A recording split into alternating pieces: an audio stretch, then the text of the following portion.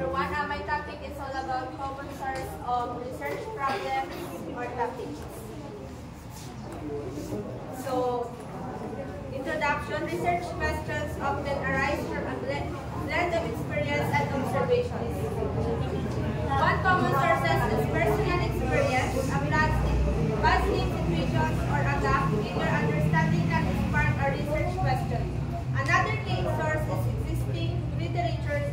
Reviewing academic papers can reveal unanswered questions or areas needing further investigation. Finally, practical problems in various fields such as healthcare or education often demand investigation to find solutions or improvements. This source, along with theoretical gaps and societal issues, provide fertile ground for impactful research. So first, what is research problem? The term research problem refers to a clear expression of an area of concern that requires a clear understanding and deliberate investigation. While it offers a broad proposition and valuable question, a research problem does not demonstrate how to do something. So, di ba kapag gagawa tayo ng research problem, dapat clear yung expression natin and dapat yung mga question or yung mga possible question is dapat broad or yung mga question is dapat specific siya para madali natin siyang gawan ng research. Types of research problems. The different types of research problems are casual, difference, descriptive, and relational research problems. So the first one are relation research problems. So who wants to read?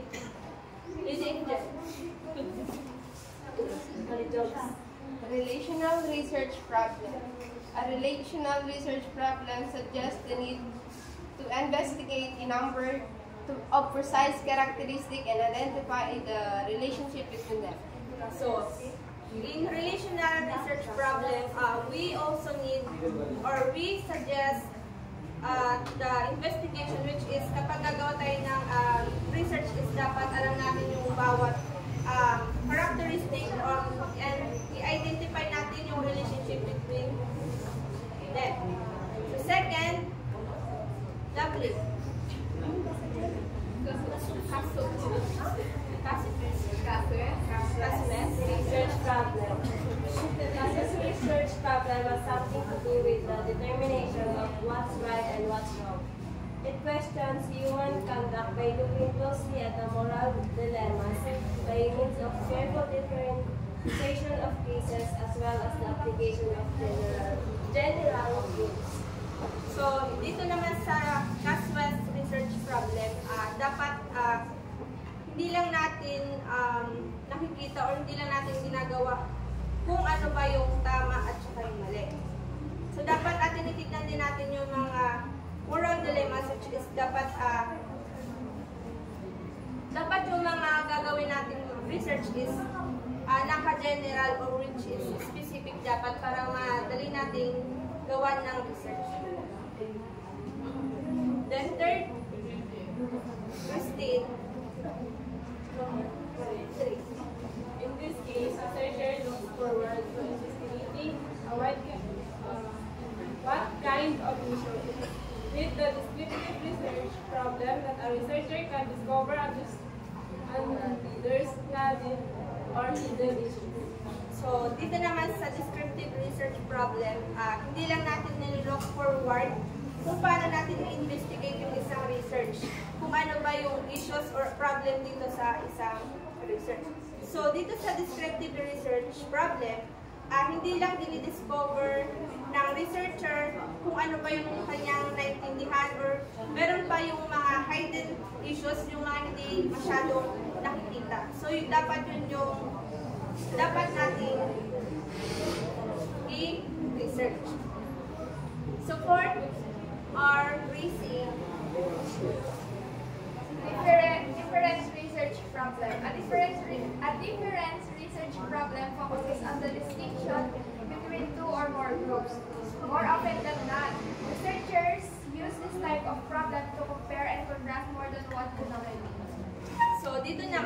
hindi lang natin pinofocus sa distinction.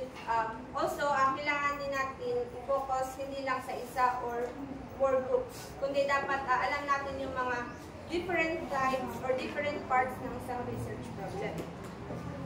So, yung researcher din is alam niya dapat kung ano yung problem or paano niya i-compare or yung i-contrast yung isang issues or problem. So, what are the sources of research problems? The source that you can use to identify research problems are interviews, personal experiences, deduction from theory, interdisciplinary perspective, and relevant literature. From a research perspective, the kind of research problem that you wish to investigate should meet two conditions. So the first one are the problem has to be unique and not something other researchers have already looked into exhaustively. So, kapag gagawa tayo ng research, dapat unique. Yung hindi pa natin alam yung isang research. Kumbaga, kapag gagawa tayo ng research, dapat yung mga issues or problem na hindi pa natin ginagawa, dapat yun yung pagtuunan natin gawin. Hindi yung common na yung isang problems or issues. So second is, the problem has to consist enough to raise specific issues that you can address in research paper. So diba dapat kapag gagawa tayo ng research paper or research, dapat specific yung topic or yung title natin. Then the first one examples are interviews. Who wants to read? Melanie. Interview sessions can be significant sources of research problems. The method gives you an opportunity to have formal discussions and informal interactions with individuals who can provide useful insights into research and make findings more relevant to future research. So, di ba kapag gumagawa tayo or nagkakandak tayo ng research is, mayroon tayong ini-interview na tao kung ano ba yung kanilang nalalaman or ano yung mga possible na possible comments nila kung ano ba yung mga nangyayari sa issues or sa community na gagawin natin topic or gagawin natin research. The second, personal experience. Ate Badek, Ate Grace. Number 2, personal experiences. Your learning experiences are a good source of research problem. You have to think critically about your personal experiences with an issue that affects your family, your personal life, or your community. A research problem derived from personal experience can spring from any issue and from anywhere. So, hindi lang natin ginagawa sa school, but also we experience in our daily life. So, a good source of research problem, hindi lang natin nakita sa labas, but also nakikita din natin sa ating community. So, yung mga issues and problems na kinakaharap natin hindi lang sa schools, community, or also and also to ourselves ay ano din para gawin natin yung isang a research problem derived from personal experience. So, nai-experience natin to sa hindi lang sa buhay natin pero sa pang-araw-araw din. So, the third is pakibasa Dumar. Number 3. Deduction from theory. A deduction from theory refers to inferences a researcher makes from the generalizations of life in a society that a researcher knows very well. A researcher takes the deduction, places them in an empirical frame, and then, based on a theory, they come up with a research problem and a hypothesis that suggests some findings based on given evaluates. If the empirical information affirms or rejects, the hypothesis come next. So dito naman is deduction from theory, di ba bilang researcher, kailangan natin alamin kung ano ba yung mga issues or problems sa isang society. So, nagkakandak tayo ng mga possible solution, which is dapat alam natin yung solution ng isang issues or problems. Then next, interdisciplinary perspective. Lourdes? Interdisciplinary perspective. If you consider interdisciplinary perspective to identify a problem for a research study, you'll have to look at scholarship and academic movements from outside your main area of investigation. It's an intellectually involving process, one that requires reviewing pertinent literature to discover unique avenues of exploration and analysis.